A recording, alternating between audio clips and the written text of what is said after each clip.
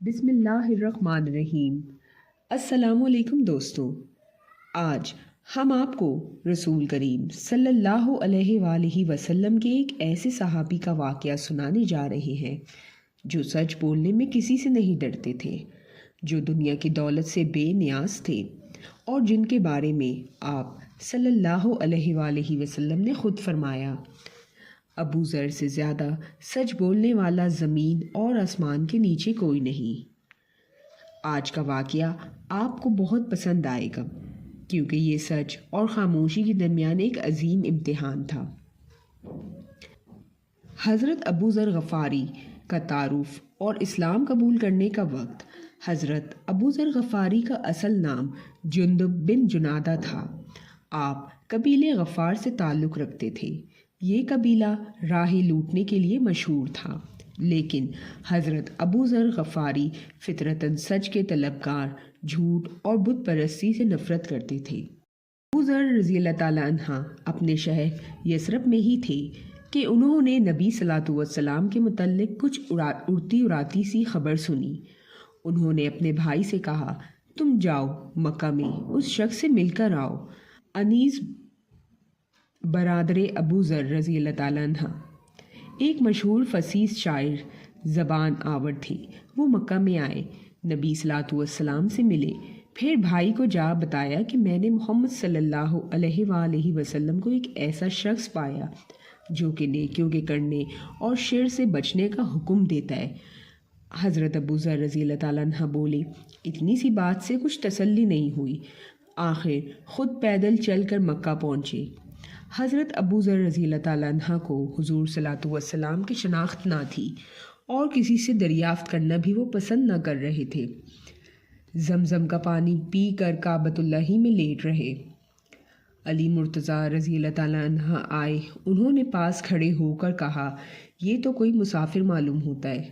ابو ذر رضی اللہ تعالیٰ عنہ بولے، جی ہاں بالکل۔ علی مرتضیٰ رضی اللہ تعالیٰ عنہ بولے، اچھا میرے ساتھ چلے، یہ رات کو وہیں رہے۔ نہ علی مرتضیٰ رضی اللہ تعالیٰ عنہ نے کچھ پوچھا، نہ ہی ابو ذر رضی اللہ تعالیٰ عنہ نے کچھ کہا۔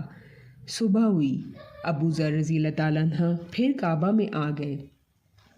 دل میں حضرت صلی اللہ علیہ وآلہ وسلم کی تلاش تھی، مگر کسی سے دریافت نہ کرتے تھے۔ علی مرتضیٰ رضی اللہ تعالیٰ عنہ پھر آ پہنچے۔ انہوں نے فرمایا، شاید تمہیں اپنا ٹھکانہ نہیں ملا۔ ابو ذر رضی اللہ تعالیٰ عنہ بولے، بالکل ایسا ہی ہے۔ علی مرتضیٰ رضی اللہ تعالیٰ عنہ پھر ساتھ لے گئے۔ اب انہوں نے پوچھا، تم کون ہو اور کیوں یہاں آئے ہو؟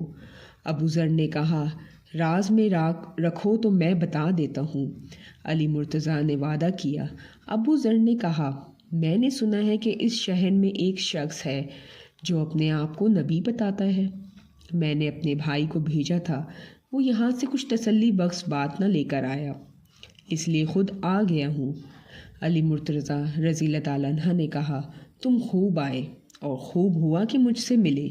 دیکھو میں انہی کی خدمت میں جا رہا ہوں، میرے ساتھ چلو، میں پہلے اندر جا کر دیکھوں گا، اگر اس وقت ملنا مناسب ہوگا تو دیوار کے ساتھ لگ کر کھڑے ہو جاؤں گا، گویا جوتا درست کر رہا ہوں۔ الغرض ابو ذر رضی اللہ تعالیٰ عنہ حضرت علی رضی اللہ تعالیٰ عنہ کے ساتھ خدمت نبی صلی اللہ علیہ وآلہ وسلم میں پہنچے اور عرض کیا، مجھے بتایا جائے کہ اسلام کیا ہے۔ حضور صلی اللہ علیہ وآلہ وسلم نے اسلام کی بابت بیان فرمائی اور حضرت ابو ذر رضی اللہ تعالیٰ عنہ اسی وقت مسلمان ہو گئے۔ نبی صلی اللہ علیہ وسلم نے فرمایا، ابو ذر رضی اللہ تعالیٰ عنہ تم ابھی اس بات کو چھپائے رکھو اور اپنے وطن کو چلے جاؤ، جب تمہیں ہمارے ظہور کی خبر مل جائے تب آنا۔ ابو ذر رضی اللہ تعالیٰ عنہ بولے، باخدا میں تو ان دشمنوں میں اعلان کر کے جاؤں گا۔ اب ابو ذر رضی اللہ تعالیٰ عنہ کعبہ کی طرف گئے۔ قریش جمع تھے، انہوں نے سب کو بآواز بلند کلمہ شہادت پڑھ کر سنایا۔ قریش نے کہا کہ اس بے دین کو مارو۔ لوگوں نے انہیں مارنا شروع کر دیا۔ اتنے میں حضرت عباس رضی اللہ تعالیٰ عنہ آ گئے۔ انہوں نے جب انہیں جھک کر دیکھا تو کہا، کم بختو، یہ قبیلے غفار کا آدمی ہے، جہاں تم تجارت کو جاتے ہو اور کھجورے لاتے ہو، لوگ ہٹ گئے۔ اگلے دن انہوں نے پھر سب کو سنا کر کلمہ پڑھا، لوگوں نے پھر مارا اور حضرت عباس رضی اللہ تعالیٰ عنہ نے ان کو پھر چھڑایا۔ کچھ دن مکہ میں قیام کے بعد حضرت صلی اللہ علیہ وآلہ وسلم نے ان کو گھر واپس ہونے کا حکم کر دیا اور فرمایا کہ میں عنقریب یثرب ہجرت کرنے والا ہوں، اس لیے بہتر یہ ہے کہ تم یہاں سے چلے جاؤ اور اپنی قوم کو جا کر اسلام کی تبلیغ کرو، شاید کہ خدا ان کو ہدایت دے اور اس کے صلے میں تمہیں بھی اجر ملے گا۔ انہوں نے آپ صلی اللہ علیہ وآلہ وسلم کا ارشاد پاتے ہی روانگی کی تیاری شروع کی اور وطن کا سفر شروع کرنے سے پہلے اپنے بھائی انیس سے ملے۔ انہوں نے پوچھا کیا کر کے آئے ہو؟ جواب دیا کہ میں دائرہ اسلام میں داخل ہو گیا ہوں۔ یہ سنتے ہی آپ کے بھائی نے بھی اسلام قبول کر لیا۔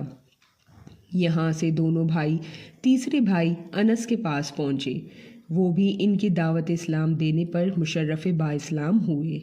اس کے بعد تینوں وطن پہنچے اور دعوت حق میں اپنا وقت صرف کرنے لگے۔ اللہ تعالیٰ نے ان کو ہدایت دی اور سارا قبیلہ مسلمان ہو گیا۔ دوستوں، اگر آپ کو یہ واقعہ پسند آیا ہو تو ویڈیو کو لائک کریں، چینل کو سبسکرائب کریں اور کمنٹ میں لکھیں اللہ ہمیں بھی ابو ذر رضی اللہ تعالیٰ عنہ جیسا سچ بولنے والا بنا دے۔ انشاءاللہ پھر ملیں گے رسول کریم صلی اللہ علیہ وآلہ وسلم کے کسی اور عظیم صحابی کے واقعے کے ساتھ۔ جزاک اللہ خیر۔